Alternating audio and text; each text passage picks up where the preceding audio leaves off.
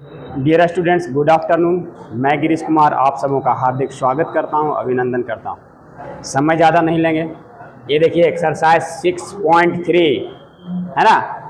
इसका एक क्वेश्चन है कि find the slope of the normal to the curve x is equal to, ये पैरामेट्रिक फॉर्म में है। स्लोप कैसे निकलता है कि dy अपॉन dx।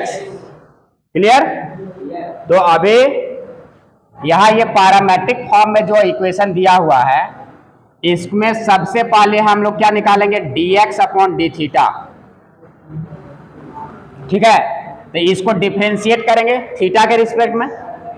तो a is constant, cos Q में पावर का पहले आएगा तो n और cos square theta, nx n minus one, तो 3 सामने आएगा, और cos n minus one, 3 minus one तो 2 आ जाएगा, cos स्क्वायर हो जाएगा।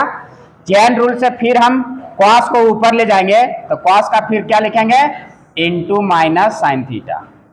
यहां तक बात समझ आ रही है? नाउ अब इसको निकालो, dy अपॉन डी थीटा। यहां भी a कांस्टेंट है, n x के जगह साइन थीटा, और n minus one, 3 minus one तो 2, फिर इंटू साइन को ऊपर ले जाएंगे चेन रूल से, तो साइन का differentiation cos theta. Clear? So now अब इसको क्या करते हैं हम, dy अपॉन, अगर dx निकालना है तो ये क्या लिखाएगा, dy अपॉन डी थीटा बटा dx upon D theta. dy upon D theta का वैल्यू देखो यहाँ, a 3 sine square theta cos theta बटा dx अपॉन डी थीटा कितना निकला है, a 3 cos स्क्वायर थीटा और माइनस साइन थीटा। यहां से a 3 कैंसल आउट होगा, एगो cos स्क्वायर से एगो a स्क्वायर से एगो साइन, तो यहां बच कितना जाएगा, ऊपर एक साइन बच गया और नीचे यहां एक cos बच गया, एक स्क्वायर था ना, और ये माइनस बच गया, तो माइनस साइन बटा cos टेन थीटा। यहां तक क्लियर हो? सो dy अपॉन dx जब थीटा का मान π/4 हो, किस पर निकालना है, π/4 पर, तो माइनस 10 π/4 और दिस इज इक्वल टू -1 आ गया। तो ये dy अपॉन dx इस पॉइंट पर अगर निकालते हैं तो टेंजेंट का स्लोप निकलता है ना। हमको निकालना क्या है, स्लोप ऑफ द नॉर्मल। तो बस यहां पर अब लिख देना है थोड़ा सा, ठीक है। इतना काम तो समझ में आ गया ना। अब यहां से इसलिए slope of the normal, therefore slope of the normal अगर निकालेंगे इक्वल टू हम लोग क्या लिखते हैं, -1 upon slope of the tangent. Formula है ना, स्लोप ऑफ द टेंजेंट, खाली -1 बट्टा कर देना, तो -1 बट्टा स्लोप ऑफ द टेंजेंट कितना निकला है, -1। तो ये माइनस माइनस कैंसल आउट होगा, रिजल्ट कितना आएगा, तो यही this is the answer. Slope of the normal क्या होगा, 1। क्लियर? दोस्तों यहां पर देखो कि find the points at which the tangent to the curve this. ये कर्व का इक्वेशन दिया हुआ है, कोई भी कर्व होगा, वहां पर जो है कहने का मतलब है कि जो भी जिस प्रकार का भी कर्व होगा, तो यहां टेंजेंट जो है ये parallel to the X axis, ये टेंजेंट है ना, इसके बारे में कह रहा है, ये टेंजेंट जो है सो एक्स एक्सिस के पैरेलल है। क्लियर? इसका मतलब क्या समझ में आया कि जैसे ही इसका टेंजेंट जो है एक्स एक्सिस के पैरेलल होगा, इसका मतलब पैरेलल मतलब टेन थीटा क्या बनाएगा, 0 डिग्री बनाएगा ना, या 180 डिग्री। तो वहां पर क्या होगा कि टेन थीटा जैसे ही एक्स एक्सिस के पैरेलल होगा, ये 0 आ, 0 कहां पर देगा, 0 डिग्री पर थीटा होगा ना। टेन थीटा यहां पर एक्स एक्सिस के पैरेलल होगा तो टेन थीटा 0 देगा, और ये थीटा मतलब 0 डिग्री इसी पर देगा ना। यही स्लॉप बताता है कि नहीं बताता, टेन थीटा। तो स्लॉप जो होगा यहां पर हम लोग डेरिवेटिव फॉर्म में जब लेते हैं तो स्लॉप क्या है, फर्स्ट ऑर्डर डेरिवेटिव, तो डीवाई अपॉन डी एक्स क्या हो जाएगा, जीरो हो जाएगा। तो यहां से दो कंडीशन तुम लोग दिमाग में रखना कि व्हेन, पहला when slope is parallel to X axis, अगर जैसे ही स्लॉप एक्स एक्सिस के पैरेलल होगा तो वहां dy upon d x zero करना। और दूसरा कंडीशन यहां सोचना कि जब स्लॉप जो है वाई एक्सिस के पैरेलल हो जाएगा, कोई इस टाइप से अगर ग्राफ आ जाए, यहां ध्यान देना, यहां इस टाइप से, तो ये स्लॉप होगा, एक पॉइंट से, इस कर्व के एक पॉइंट से टच करते हुए लाइन निकल रहा है, ये parallel to the Y axis है। तो जैसे वाई एक्सिस के पैरेलल होगा तो यहां देखना टेन थीटा जो है 90 डिग्री बनाएगा, और 10 90 बैठाएंगे स्लॉप, तो ये जीरो इंफिनिटी आएगा, इन्फिनाइट आएगा ना। ये डीवाई अपॉन डी एक्स 1/0, तो d x upon d y, इसको अगर पलट देंगे तो ये जीरो आ जाएगा, 0/1 मीन्स जीरो। तो यहां पर ध्यान रखना कि व्हेन स्लॉप इज, ये क्वेश्चन में मतलब दो स्टैंडर्ड चीज था, यहां ये कंडीशन था, इसको हम बता दे रहे हैं कि when slope is parallel to Y axis, अगर ये पैरेलल वाई एक्सिस के है देन dx अपॉन dy का वैल्यू क्या करेंगे, जीरो करेंगे। तो ये दो कंडीशन है, ये दो कंडीशन को याद रखना। अगर ये दो कंडीशन दिमाग में है, प्रॉपर्टी समझ में आ रही है बातें, तो ये उसके बाद ये न्यूमेरिकल्स को सॉल्व करेंगे, तब देखना कितना आसानी से ये बनेगा। अभी हम सबसे पहले क्या करेंगे, पॉइंट निकालना है at which tangent is to the curve इतना is parallel to X axis, यहां तक है। तो टेंजेंट जैसे कहेगा इसका मतलब है, और उसका स्लॉप बोलेगा, टेंजेंट का अगर बोल दिया, टेंजेंट बोल दिया, तो हम पहले उसका स्लॉप फाइंड करेंगे।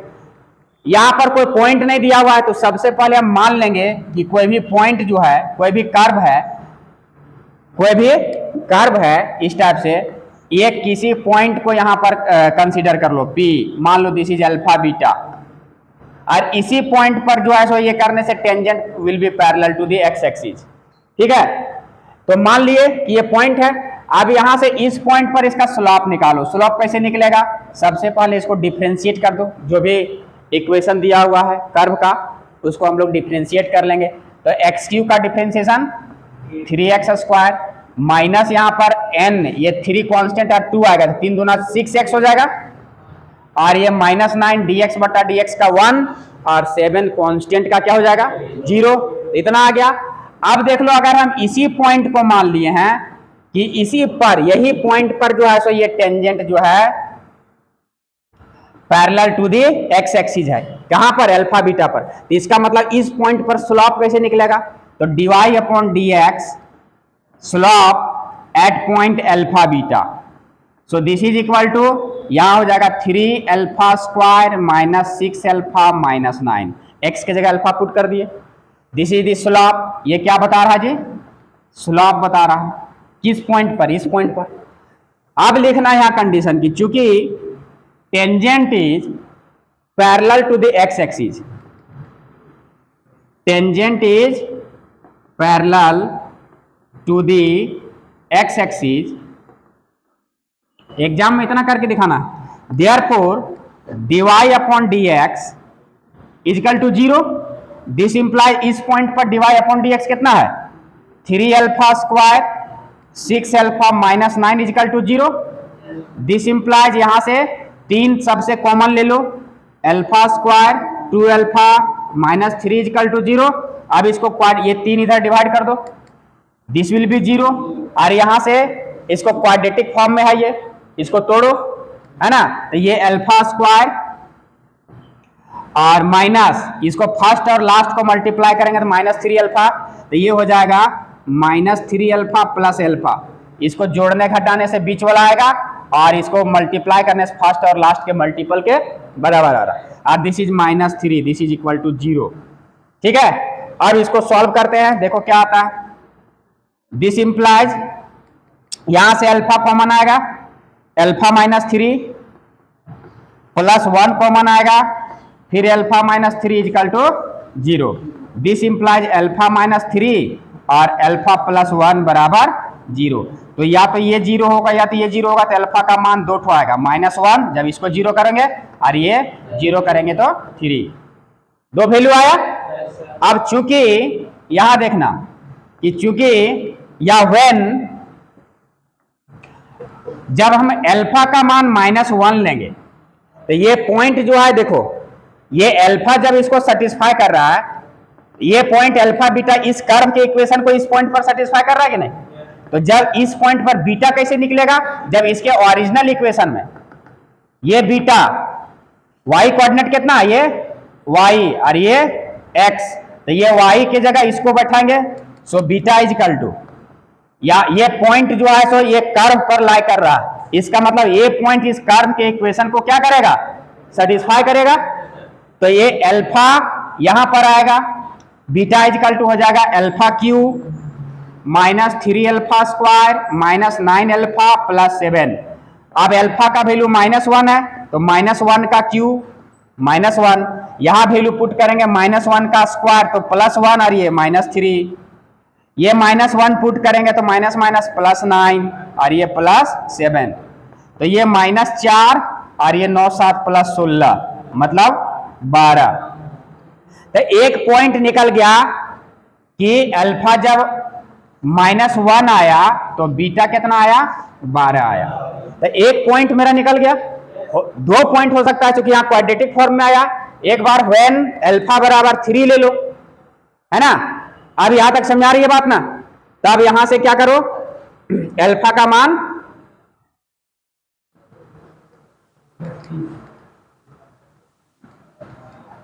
एंड व्हेन जब अल्फा का मान यहां से 3 लेंगे तो 3 लेंगे तो फिर बीटा कितना निकलेगा, so beta is equal to, यहां से वैल्यू पुट करो, फिर वही वाला वैल्यू यहां पर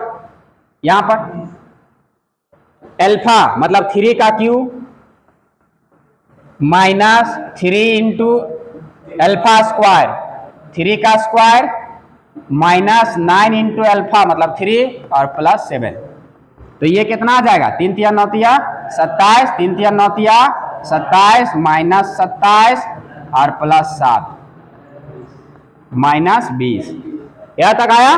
तो यहां पर आया, सो दिस इंप्लाइज अल्फा का मान जब 3 आया तो बीटा का मान -20 आया। तो यही सी दी रिक्वायर्ड पॉइंट्स, ऐसा पॉइंट जहां पर ये टेंजेंट जो होगा एक्स एक्सिस के पैरेलल होगा, वो कौन सा पॉइंट आ रहा है, एक एक्स वाई कोऑर्डिनेट के रूप में लिखते हैं, मतलब अल्फा बीटा यही पॉइंट है ना। तो अल्फा की जगह -1 तो बीटा वाई, तो ये आ जाएगा -1 और ये 12, एंड दूसरा पॉइंट हो सकता है अल्फा की जगह 3 तो बीटा की जगह -20, ये आंसर होगा। तो इस टाइप से ये क्वेश्चन जो था बहुत कंसेप्चुअल क्वेश्चन था, है क्योंकि हम यहाँ 2 कंडीशन भी इसके सहारे सीख लिए कि कोई भी स्लोप जो होगा कब 0 होगा, अगर टेंजेंट जो है एक्स एक्सिस के पैरेलल हो तो वहां पर कंडीशन क्या होगा, अगर टेंजेंट जो है सो वाई एक्सिस के पैरेलल हो तो वहां कंडीशन क्या होगा। अगर इस टाइप का ये न्यूमेरिकल्स आता है तो इतना दूर तक ऐसे कंडीशन में स्पष्ट दिखेगा नहीं, लेकिन जो कंडीशन पता है जिसको कि अगर x एक्सिस के पैरेलल है तो dy/dx बराबर 0 करना है, अगर y एक्सिस के पैरेलल है इसका मतलब x एक्सिस पर परपेंडिकुलर होगा तो वहां dx/dy बराबर 0 करना है। ये कंडीशन अगर पता है ये इस टाइप का न्यूमेरिकल्स जो है सो बन जाएगा। किसी भी प्रकार की कोई दिक्कत, यहां 8 नंबर में थोड़ा सा डिफरेंट है, यहां देखना, ये कह रहा है कि find the point on the curve y equal to x - 2 का whole square at which the tangent is parallel to the chord joining the points this and this. अब यहां पर थोड़ा सा डिफरेंट आया तो दिमाग क्या कहेगा, यहां देखना टेंजेंट जो है पैरेलल है, किसके, जीवा के पैरेलल है। कैसे करेंगे दोस्तों, ये कोई कर्व है, सपोज करो कि यहां पर 2 पॉइंट्स है 20 और 44, तो ये दोनों पॉइंट जो ज्वाइन करेगा this will be the chord, और यहां सपोज करो कि एक स्पर्श रेखा यहां पर पॉइंट P पर ये टेंजेंट जो है सो इधर से जा रहा। According to question this tangent is parallel to the chord. Clear? अब देखना, ध्यान देना, जैसे ये पैरेलल कॉर्ड के होगा तो हम अगर 11th क्लास में कोऑर्डिनेट ज्योमेट्री में पढ़े हैं कि ये कॉर्ड भी क्या बता रहा है, एक लाइन ही बता रहा है, और ये भी एक लाइन है।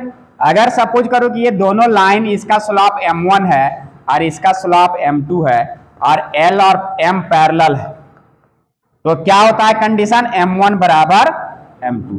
ये पैरेलल का कंडीशन बताया है ना, इसी चीज से चलना। इस पॉइंट पर इसका स्लोप निकालो, किसका, टेंजेंट का। तो स्लोप कैसे निकलता है, तो जो कर्व का इक्वेशन है इसको डिफरेंशिएट करो एक बार। x - 2 का होल स्क्वायर है, इसको n x - 1 n - 1, x - 2 का 2 - 1 1 और इसका x का 1 और 2 का 0, मतलब होल रिजल्ट 2 × x - 2, इतने आया। अब देखना स्लोप, इसका स्लोप कैसे निकालेंगे, कॉर्ड का ये दोनों पॉइंट दिया हुआ है, तो वही फॉर्मूला 11th वाला लगा देंगे कि slope of the chord y2 - y1 upon x2 - x1 होता है ना। तो यहां से y2 कितना है, 4, y1 0, 4 - 0, x2 4, x1 2, इसी को मान लेना x2 y2 और ये है मेरा x1, ये वाला पार्ट x1 y1, ये फॉर्मूला बैठा देंगे। तो 4 में 0 4 और 4 में 2 2, मतलब 2 आया। अब यहां से देख लेना, ये कंडीशन को अप्लाई करना कि लिखना कि सिंस, चूंकि tangent is parallel to the chord, इसलिए स्लोप जो होगा सो m1 बराबर m2, ये कंडीशन आएगा। तो इसका स्लोप है इतना और इसका स्लोप है बराबर 2, इसका मतलब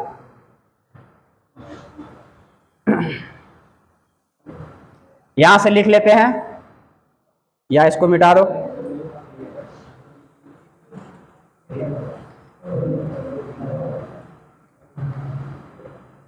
दिस इंप्लाइज, इसके बाद यहां नीचे के बाद होगा इसका स्लोप टेंजेंट का 2 × x - 2 और बराबर इधर कितना था 2, उसका स्लोप कितना आया था y2, कॉर्ड का स्लोप कितना आया था 2, तो ये 2 आ गया। यहां से 2 1 जा 2 कटेगा, तो x - 2 बराबर 1, तो कितना बचेगा, x के जगह 3 आ जाएगा, है ना। तो x कोऑर्डिनेट जब 3 आ गया तो यहां पर हम क्या देख रहे थे कि ये पॉइंट जो है ये P इस कर्व पर लाई कर रहा था। कर्व का इक्वेशन कितना था, y बराबर दिया हुआ है x - 2 का होल स्क्वायर। तो जब हमको x मिल गया यहाँ, देयरफॉर y बराबर इसी पॉइंट में बैठा देना है 3 - 2 का होल स्क्वायर, मतलब रिजल्ट कितना आएगा 1 आएगा। इसका मतलब ये पॉइंट जो है xy कोऑर्डिनेट वाला पॉइंट या अल्फा बीटा जो भी मानो, सो द रिक्वायर्ड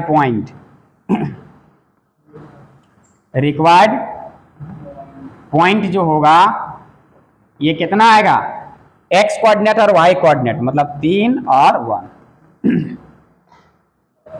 तो इस पॉइंट पर जो है यहां ये टेंजेंट जो होगा इस कॉर्ड के पैरेलल होगा। यहां तक क्लियर। यहां 9 नंबर क्वेश्चन देखो क्या है, find the point on the curve इतना एट विच द टेंजेंट, ये टेंजेंट का इक्वेशन दे दिया दोस्तों। ये कर्व है, ये टेंजेंट है इस पॉइंट से स्पर्श रेखा, और इस टेंजेंट का इक्वेशन ये वाला पार्ट दिया हुआ। तो जब भी इस टाइप का सवाल रहे तो 11 क्लास थोड़ा सा बहुत जरूरी है जानना। वहां स्लोप ढाल जो था हम वहां पर पढ़ते थे कि अगर ये स्ट्रेट लाइन का इक्वेशन इस रूप में रहता है y बराबर mx + c, तो यहां mx का जो कॉफिशिएंट है m, ये स्लोप बताता है। ये क्या बताता है, स्लोप बताता है। तो यहां देखो तो ये इक्वेशन टेंजेंट का जो दिया हुआ है y बराबर x - 11, तो x का कॉफिशिएंट क्या है 1, तो m बराबर यहां क्या है 1, तो ये 1 जो है it is the slope of the tangent. ये क्या है, टेंजेंट का स्लोप है। ये पहला पार्ट मिल गया। अब कह रहा है कि इस अगर सिर्फ ये कर्व हमको दिया हुआ है तो कोई पार्टिकुलर पॉइंट पर स्लोप निकालते हैं। तो स्लॉप निकालने के लिए क्या करते हैं, सबसे पहले उसको डिफरेंशिएट करते हैं। तो देखो dy अपॉन dx यहां से क्या निकलेगा, 3x स्क्वायर माइनस 11, 5 तो 0 हो जाएगा। अब चूंकि यहां पर इस पॉइंट पर dy अपॉन dx क्या देगा, स्लॉप देगा, किसका, इस टेंजेंट का। तो ये स्लॉप और ये स्लॉप दोनों सेम रहेगा, तो यहां dy अपॉन dx की जगह ये 1 पुट कर देना। तो 3x स्क्वायर माइनस 11, ये 3x स्क्वायर 11 आके जुड़ जाएगा 12, x स्क्वायर बराबर ये 3 4 जा 12 और x बराबर √4 मतलब यहां पर प्लस माइनस 2 आएगा, लेकिन नेगेटिव साइन को नहीं लेना। क्यों, यहां क्यों नहीं लेंगे, क्योंकि x का जो यहां पर जो टेंजेंट निकलेगा, ये पॉइंट तो इस टेंजेंट को भी सेटिस्फाई करना चाहिए। यहां पर अगर 2 बैठा देंगे तो यहां पर स्लॉप चेंज हो जाएगा, लेकिन हमको सिर्फ स्लॉप कैसा किसका चाहिए, +1 का चाहिए, इसलिए सिर्फ पॉजिटिव वैल्यू ले लेंगे। क्लियर। अब जैसे x का मान 2 आ गया, तो इस पॉइंट पर x जो है और y कोऑर्डिनेट कुछ होगा, x का वैल्यू 2 निकला, y निकालने के लिए क्या करेंगे, ये पॉइंट जो है सो कर्व के इक्वेशन को सेटिस्फाई करेगा। तो यहां से कर्व का ये इक्वेशन कौन वाला, ये वाला, हाँ, ये जो कर्व का इक्वेशन दिया हुआ है y = x³ - 11x + 5, तो यहां x बैठा दो, कौन, ये 2, तो ये y निकल जाएगा। when x = 2 y बराबर बैठा के कैलकुलेट करके, तो देखो ये पॉइंट आया ना, तो this is the required point. यहां तक बात में आ रही है।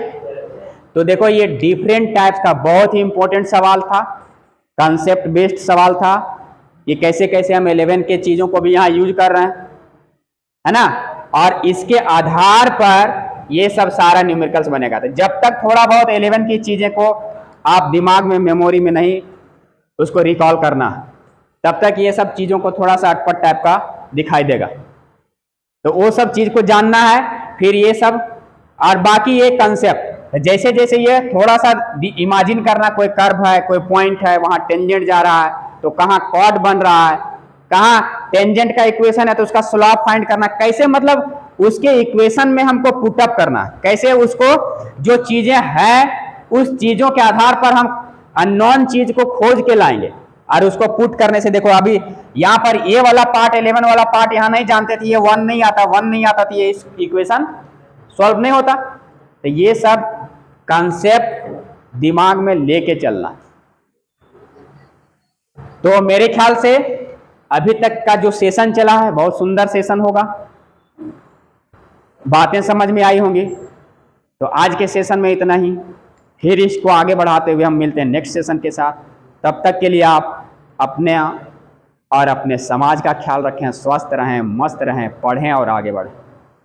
अगर वीडियो पसंद आए तो इन सब चीज़ों को ज़रूर पढ़ें और लाइक, शेयर एंड सब्सक्राइब जरूर करें, अपने दोस्तों के साथ शेयर जरूर करें, ये हमारा रिक्वेस्ट है। बहुत बहुत धन्यवाद। जय हिंद, जय भारत।